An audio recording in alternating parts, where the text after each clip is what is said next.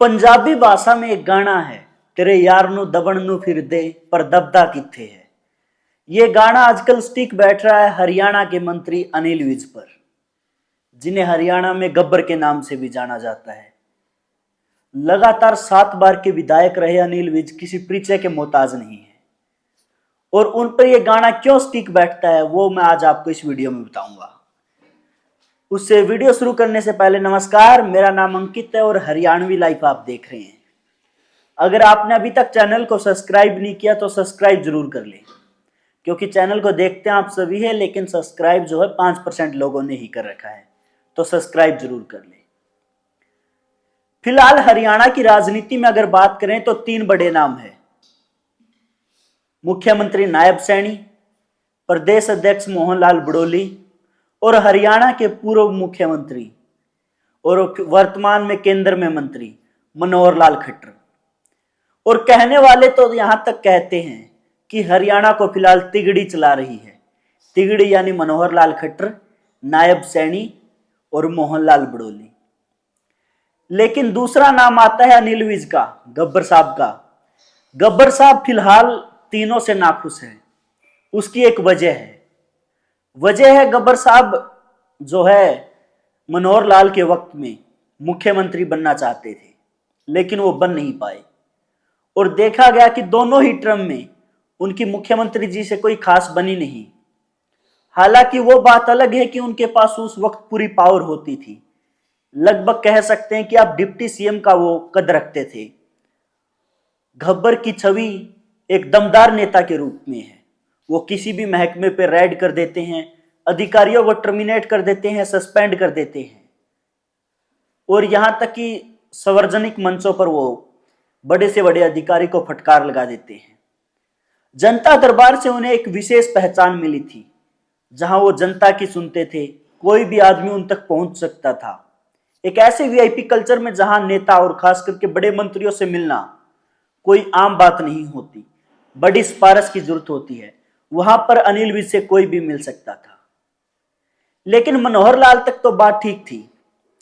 जैसे ही मनोहर लाल केंद्र में शिफ्ट हुए, अनिल विज को उम्मीद थी कि उन्हें मुख्यमंत्री बनाया जाएगा।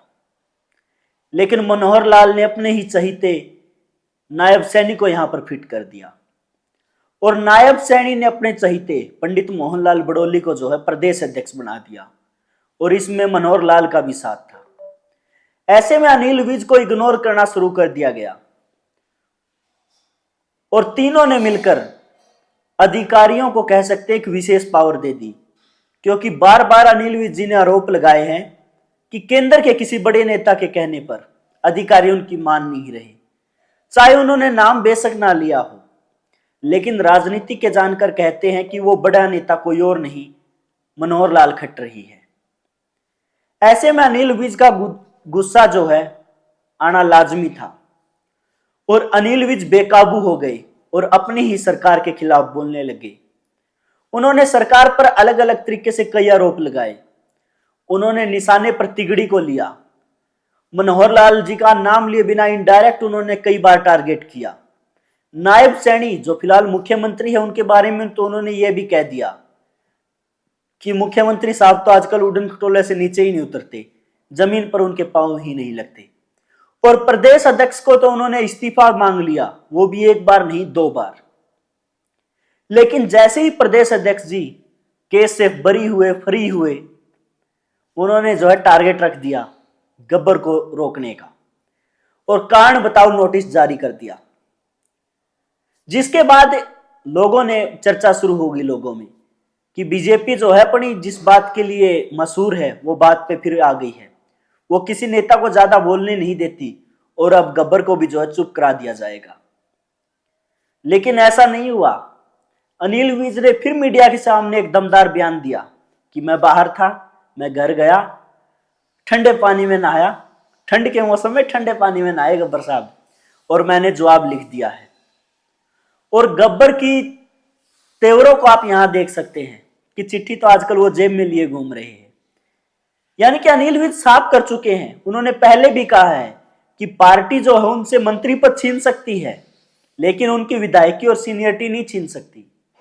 यानी कि अनिल विज ने अपनी तरफ से स्पष्ट कर दिया है वो दबने वाले नहीं है।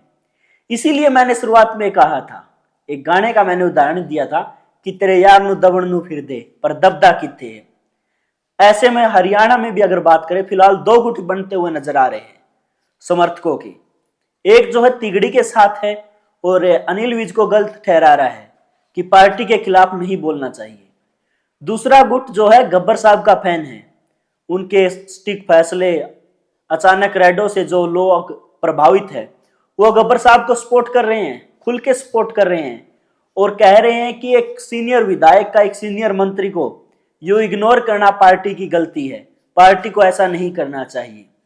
इससे पहले भी गब्बर साहब जो है पार्टी को खुलकर अपनी बातें बता चुके हैं। उन्होंने तो यहां तक कहा था, और सबसे विशेष बात, उन्होंने एक आरोप जो है पार्टी पर ही लगा दिया या फिर इस तिगड़ी पर लगा दिया। उन्होंने कहा ऐसे जवाब बताओ नोटिस, ये जो है पार्टी के अंदर की बातें हैं और इनका सार्वजनिक नहीं होना चाहिए। लेकिन अब पार्टी चाहे तो उस पर कार्रवाई कर सकती है जिसने ये चीजें मीडिया में बताई। यानी कि उन्होंने प्रदेश अध्यक्ष को आड़े हाथ लिया है और उन्हीं पर दोबारा से आरोप लगा दिए हैं। जब अनिल विज से पूछा गया कि आपने जवाब क्या दिया है, तो विज साहब ने कहा कि ये अंदर की बातें हैं, बंद लिफाफे में जो है जवाब भेज दिया गया है, मैं मीडिया के सामने ऐसी बातें नहीं बताऊंगा।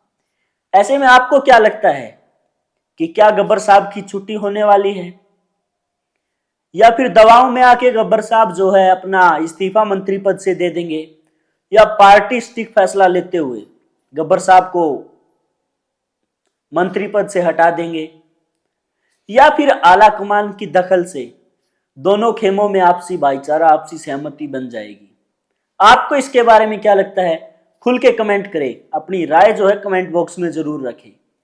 लेकिन हाँ, फिलहाल तक देखें तो एक बात स्पष्ट हो गई है कि दोनों ही तरफ से कोई भी झुकने को तैयार नहीं है। दोनों ही गुट एक दूसरे से टकराने के लिए तैयार है। गब्बर साहब के बारे में लोगों को एक बार लगा था कि शायद अब पीछे हट जाएंगे, और सबसे विशेष बात यह है कि इस ट्रम में गब्बर साहब के पास दमदार महकमे नहीं है जितने दमदार उनके पास पिछली बार थे। लेकिन उनका रोब फिलहाल भी वही है, दब वो अब भी नहीं रही। ऐसे में आपको क्या लगता है, बीजेपी का अगला कदम क्या होगा? कमेंट बॉक्स में बताएं। वीडियो को लाइक करें, शेयर करें, चैनल को सब्सक्राइब जरूर करें। बहुत बहुत धन्यवाद।